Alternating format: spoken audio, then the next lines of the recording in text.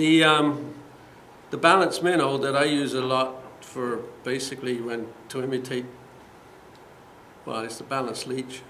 Basically, I use a lot to imitate minnow patterns, and I use a darker one on dark days. You know, it makes some sense. But what I've been doing is building in, some UV material in that area. So using a silver bead and UV material just along the bottom there. Well, yeah, because it hangs, balanced leech hangs that way up, right? So along the throat and the beginning of the belly area. Basically now all I'm using for the ultraviolet in all of the stuff pretty much I tie is two materials, both of which are readily available from the fishing hole. I haven't seen it, well, I think they've got it in Cabela's, I'm not sure, in wholesale. But one is the Crystal Flash, UV Pearl. Oop, where does that go? Yeah, UV Flash Crystal Pearl. And the other one is the Super Flash.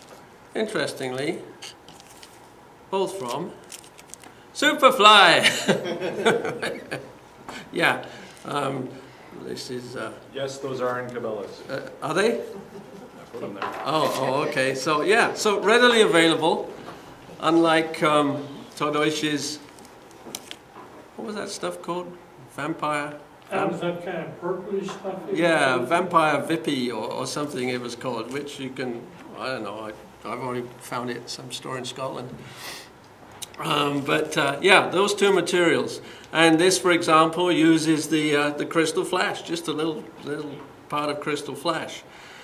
I always used to put you know, a few in the tail, but I figured out that, you know, if logic tells me that if the photography is showing that the UV reflection is coming from this area, the head and the belly, and the tail is absorbing UV light and not reflecting any, then I figured, well, I'll leave it out the tail and just try it in there. That fly has been extremely effective for me all over the place. And in fact, it's a fly I fish more than anything else under an indicator. Did you try it in the tail some to see if that worked? Yeah, I used to fish it in the tail. It's only recently I've been leaving it out of the tail, so I don't know. But you've noticed a difference in fishing it? It's more successful this way? I don't know. No, I haven't fished it without the UV in the tail sufficiently enough yet to really know. Just the logic of it told me that, you know, there's no point, so that was that. The next thing he found, he did some work on mosquitoes, mosquito larvae, and he extrapolated, because he never focused very much on midge larvae, but he extrapolated based on the similarity of the larval form and so on, that it would be the same. But what he found was the strong UV reflection on the banding around the larva, and also to a degree the banding on the body of the adult. And so, you know, likewise, one of the things, I don't know if this will show up, but we'll see.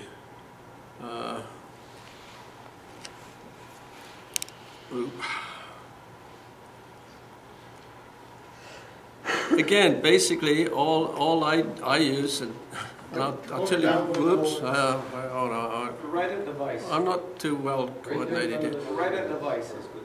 Yeah, okay. But basically, it's simply black thread, white bead, and a band of the Crystal Flash for the banding of it. And this one, this particular pattern worked.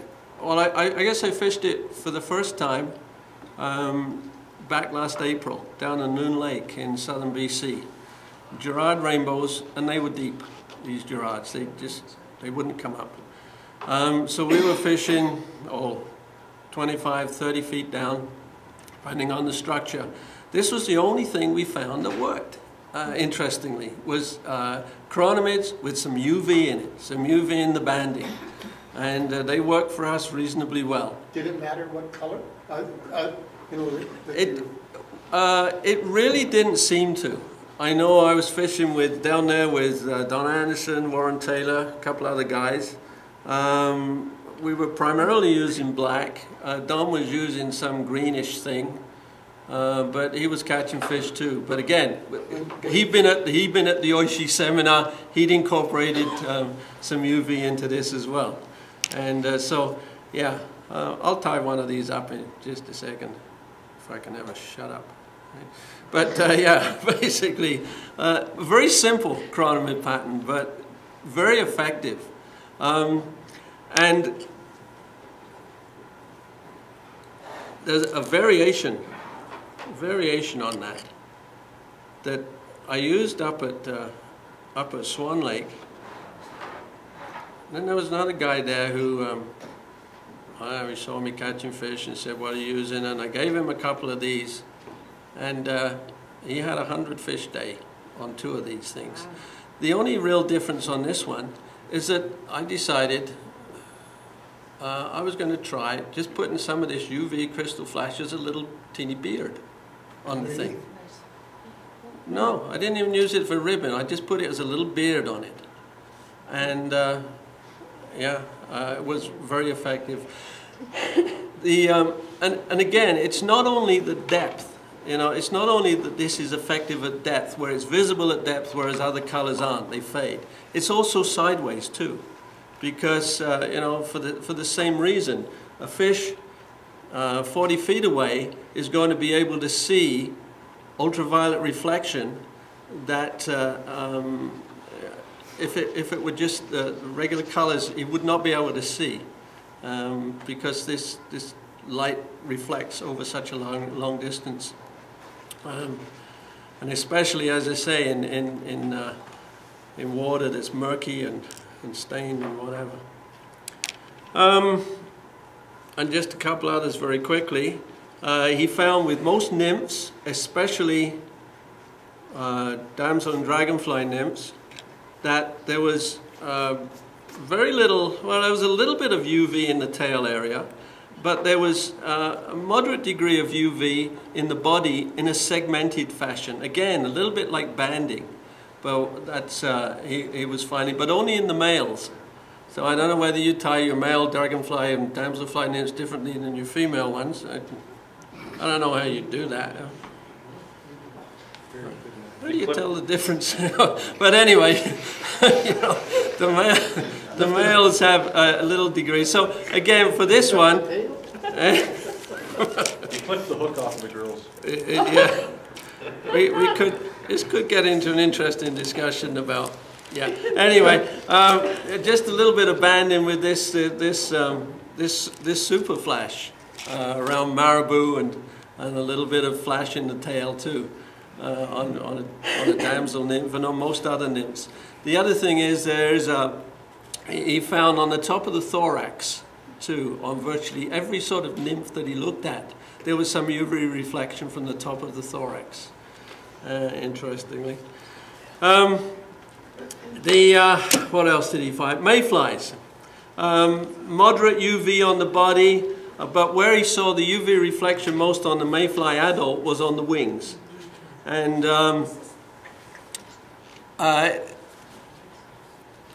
he was saying that, you know, in particular, in terms of imitations, what he was finding, again with the photography, was that the best UV reflection you can get on wing material is using feathers, white feathers, cream feathers, or a gray feather. And gray, interestingly, often gives off a lot more UV reflection than does the white. But those 3 colors are apparently, and again, they're very popular winging color materials.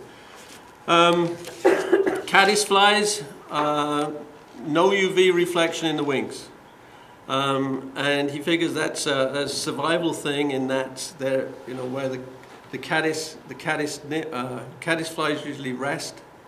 On the vegetation, there is no UV reflection there, so there's no reflection on the wings when they're closed.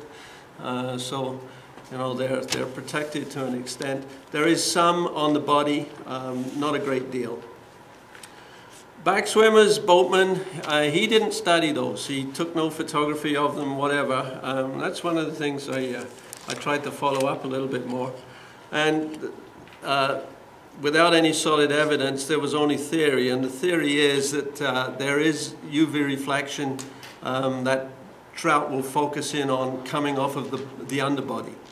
I wasn't sure best how to do that, and this is a work in progress for me. But on boatmen and back swimmers, what I do, and I can't complain about success in back swimmer fishing, quite honestly. I just put a little bit hanging off the tail, a little bit of UV flash, just hanging off the rear end. Near the vice. Hey? There you go. That it? Yep. Well, kind of like that, yeah. Just a little bit hanging off the end. This is a floating one. I don't know. To me, it kind of gives the effect. I mean, as you know, these things usually have some sort of an air bubble, fairly glittery, can be, and maybe that's the only effect that it creates, is that little glimmer, that whatever that is attractive to the fish. And I do the same on a boatman. My boatman pattern is fairly basic. I find most of them have pretty yellowish sort of underbellies. But again, a little bit of UV flash hanging off the back. What's that rubbery stuff called? For stretch floss. Yeah, stretch, whatever. Something stretch floss across the back. Yeah, that. Scuds. Again, UV reflected in the body, in the underbody. What I do is I just put a little bit of flash underneath the again that stretch floss over the back. Ooh, that's not very clear either. But yeah, and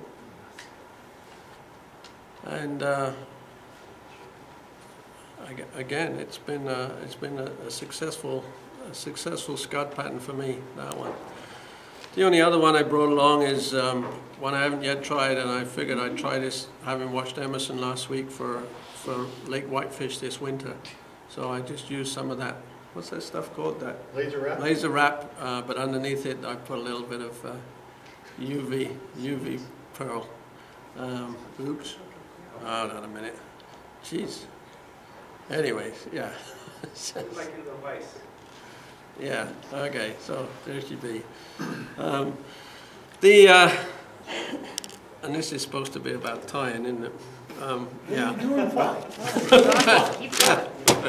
So, yeah, well, maybe I should try and... It's supposed to be 2.5 hours. Try and tie. Oh, I'm just about done. Peter, how does that compare to the fluorescent paints we're dabbing on the sides? Well, we can see fluorescence. Trout can see it, but it's not ultraviolet. So, it's subject to the... Basically, it's subject to the same limitations as any other coloring, any color you use, is that it's visible, but not to the extent that it's visible to trout, but not to the extent that ultraviolet reflective materials would be. And you said earlier it's visible to 150 feet or so? UV, yes, yeah. But is it the same as at 2 feet as at 10 or 15 feet? The visibility? Or does it digress? It will fall off. It will fall off to a degree. But when you get that, you get that far away. I mean, probably at around 35, 40 feet, you're going to lose all color and the visible spectrum. You won't be able to see it. Ultraviolet, you'll still, material that reflects the ultraviolet, will still be visible to a fish. And as I say, not only depth-wise, but laterally too. So. Yeah. And as I say, I'm not a very good tire, but it's supposed to be a tying thing. So this is TMCO 2457. Size 10, debarbed already. 6/0 thread, black. Very often for these, I'll use this glitter thread. That's available in all sorts of different colors. I tend not to use it very much for black for some reason, but for other colors, you know, rusty colors, greens, whatever, I find this glitter thread kind of nice. It's got a bit of a sparkle in it too. So I'd use that primarily for the body. And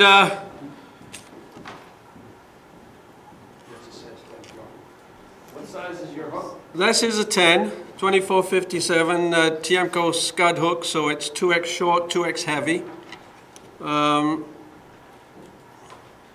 And I just use one strand, basically is all. One strand of that crystal flash. Why I'm doing this, I don't know, because everybody in here knows how to tie a damn chironamid, I'm sure. And probably a lot better than I do. Even me. You find that it's fragile when it's tied as a ribbing? No. Well, yes, it is if I left it as it was, but what I do is give at least 2 coats of Sally Hansen over it, harden That it up. doesn't seem to hurt the ultraviolet. Not at all. I would like to point out that Superfly also has a product called Superflash Twisted, Ooh. which has a nylon thread woven around the crystal flash, which makes it surprisingly strong and is virtually invisible. What's it called again? Superflash Twisted. And that's in the stores? Oh yeah. Oh. Well, In our stores here? I'm not going to guarantee exactly which stores it's in at this Yeah. moment, off the top of my head, but it does exist, and I know that the Fish and Hole does occasionally special order products in for people. Is that stated as UV? Yes. Yeah, so if you wanted to make, again, I'm not exactly sure of the chemistry that goes into making UV dyes, but I believe if you want a good desiccating powder that will make or create UV reflection on materials, you go to the pharmacy and get them to sell you some magnesium oxide. You put it in the coffee grinder. Maybe you shouldn't mention this to your significant other in case you don't clean it all out afterwards, because it can give you certain other symptoms that cause various trips to other parts of the room. A little glow. Maybe a little glow too, I don't know, but it makes your coffee taste interesting too. But yeah, you just grind this stuff up. You can get it in capsule form or tablet form or whatever. What happened to that? Grind it up into a powder and dust it on a dry fly, especially a damp dry fly. It'll stay for a fair amount of time and create some UV reflection. So, you know, dust it on the wings of a mayfly, for example, is going to help. So Peter, I have a question about the mayflies. Was the same, kind of the same amount of reflection of guns and spinners? Or is the spinners? I don't know. I don't know anything about the spinner, to be quite honest. All of his photography on mayflies, and it was, in fact, it was interesting. It was remarkably consistent across all different species of mayflies. Was all on the dun, and I don't know. Okay, no, because that's very interesting, because you could think of a reason why the spinners would be reflecting like the Dickens, because they're mating. Yeah. Yeah. The duns would be trying to stay concealed, more like the other guys, the Trichoptera, until they molt and mate. Okay. Peter, what did you just put on? On there, for that body, I just used black Flashaboo on that, yeah. And then ribbit with that strand of UV Pearl Crystal Flash. Just, half a dozen or so ribs. And this has got to be your most basic fly tying of all, I would think. This.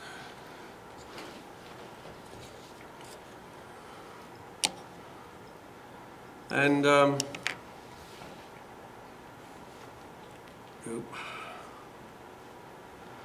yeah, slight taper. I don't know if you've noticed, but chironamids in BC are a hell of a lot skinnier than they are in Alberta. Alberta ones are kind of fat, and a lot of them I find. Well, everything's so expensive in BC, they probably have. That could be why. But yeah. Peter, is that a plastic? Is that lead? No, it's just it's a brass bead, just a regular brass bead. So yeah, that's the one we found down at Loon Lake, fishing deep. Was really effective, and the only thing we could put it down to was the fact that it had some ultraviolet in it, ultraviolet banding, and we couldn't figure out any other reason why. Other chironamids we find we were not catching fish on, and so that was it. And one other note on that, I brought this along too. One of the guys I was fishing with came up with this thing. His name's Warren Taylor. We called it the WT, but we wanted to get these chironamids 1 foot off the bottom.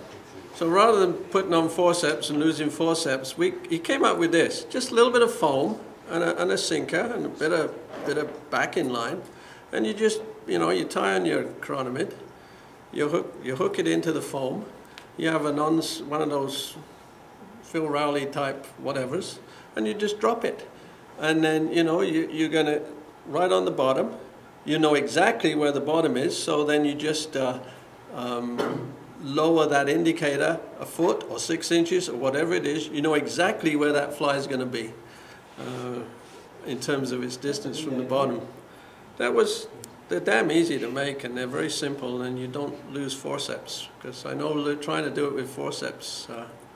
I've lost forceps trying to do that, so yeah, so I thought I'd bring that along too. Hook the chironamid in the foam. You just hook it in and drop it over, yeah. And then just see, oh, there it is, you know exactly. And What do you got for equipment? what's for what? Yeah, just a sinker and a bit of foam, a bit of craft foam. Yeah. Yeah, well, your hook is your hook's in the foam. You just let it down, and your strike indicator is sitting exactly there. You pinch it, move it down a foot up, and you're right a foot off the bottom. So yeah, that's that. That one. Well, why don't I put all of these on there and pass them over? Would that help? Sure. Okay. But yeah, so recently, when you go on to Google or wherever and you search UV and trout and whatever, I'm finding now there's a lot more interest being generated about the ultraviolet light and trout vision and so on, and there are more people starting to incorporate ultraviolet reflective materials into their patterns.